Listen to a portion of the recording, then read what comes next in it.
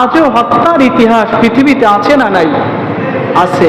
সম্মানিত প্রিয় ভাইয়েরা, দুঃখের সাথে বলতে হচ্ছে গতকাল অথবা তার আগের দিনের একটি ঘটনা, যে ঘটনা আপনারা অনেকেই দেখেছেন, হৃদয়টা নাড়া দেওয়ার মতো একটি ঘটনা ঘটেছে 2 দিন আগে। কি ঘটনা? একটি ছেলে, তার বাবাও নাই, মাও নাই, একটা ভাই ছিল, ভাইটাও মৃত্যুবরণ করেছে।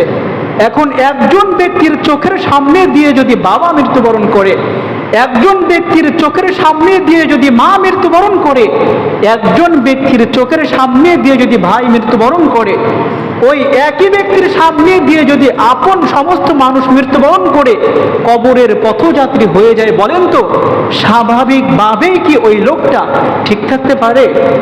নাকি মানসিকভাবে বিকারগ্রস্ত হয়ে যায়, সে মানসিক ভারসাম্য হারিয়ে ফেলে?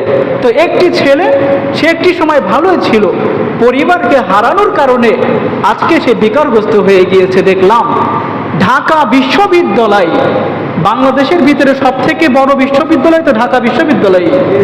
ঢাকা বিশ্ববিদ্যালয়ের কিছু মানুষ নামে অমানুষ তাকে ধরে প্রথমে পিটিয়েছে, প্রথমে একবার মারধর করেছে, তারপরে তার কাছে জানতে চাওয়া হয়েছে, আচ্ছা তোর জীবনের শেষ ইচ্ছাটা কি? তখন আচ্ছা যদি আপনাকে বলা হয় তোর জীবনের শেষ ইচ্ছাটা কি, আপনি কি বলবেন?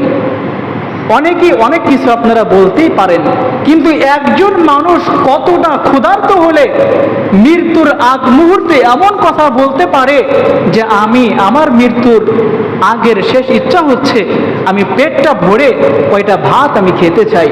কল্পনা করতে পারেন আপনি? মৃত্যুর আগের শেষ ইচ্ছা কি জানতে চাওয়া হচ্ছে তার কাছে, সে এটাই বলছে যে আমার শেষ ইচ্ছা হচ্ছে আমি পেট ভরে কয়টা ভাত আমি খেতে চাই। তার সামনে ভাত দেওয়া হলো, ভাত সে খেয়েছে।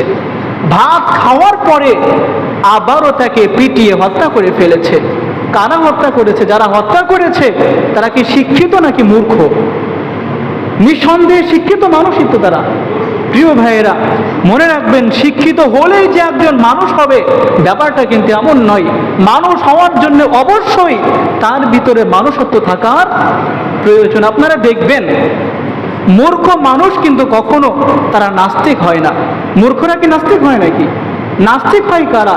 যারা পড়াশোনা করেছে, যারা ডিগ্রি অর্জন করেছে। ডিগ্রি অর্জন করতে পারেন আপনি এসএসসি, এইচএসসি, মাস্টার্স কমপ্লিট করতে পারেন, পুরো পৃথিবী নিয়ে আপনার গবেষণা থাকতে পারে, তবে যদি আপনার ভিতরে মানুষত্ব না থাকে, আপনি যতই শিক্ষিত হন না কেন, আপনি মানুষ হইতে পারবেন না। প্রিয় ভাইয়েরা, তো এই যে দেখেন, যদি আজকে মসজিদে একটা খুন হতো, এর দায়ভার কি এলাকার লোকজনের উপর বর্তাইত নাকি মুসল্লিদের উপরে? মুসল্লিদের উপরে। একটা মাদ্রাসায় যদি খুন হয়, এর দায়ভার কি সরকারের উপরে যায় নাকি মাদ্রাসার শিক্ষকবৃন্দ যারা আছে তাদের উপরে আসে? তাদের উপরে আসে। আপনারা কল্পনা করতে পারেন এটা? যদি একটা মাদ্রাসায় খুন হতো, তথা কথিত সুশীল সমাজ যারা, তারা এতদিন টকশোতে বসে যেত কিভাবে মাদ্রাসাকে বন্ধ করে দেওয়া যায়, কিভাবে গোটা দেশের আলেমদেরকে পুরো পৃথিবীর কাছে কালারিং করে দেওয়া যায়, তারা বিভিন্ন রকমের বিবৃতি তারা দিত।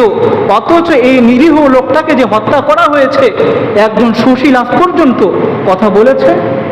কথা বলে নাই। প্রিয় ভাইয়েরা, তো আজকে আমরা এই জুম্মার মেম্বর থেকে দাবি জানাচ্ছি, অন্যায় যেই করবে, সে যেই হোক না কেন, অবশ্যই তাকে আইনের আওতায় এনে কঠিন থেকে কঠিনতম শাস্তি প্রদান করতে হবে।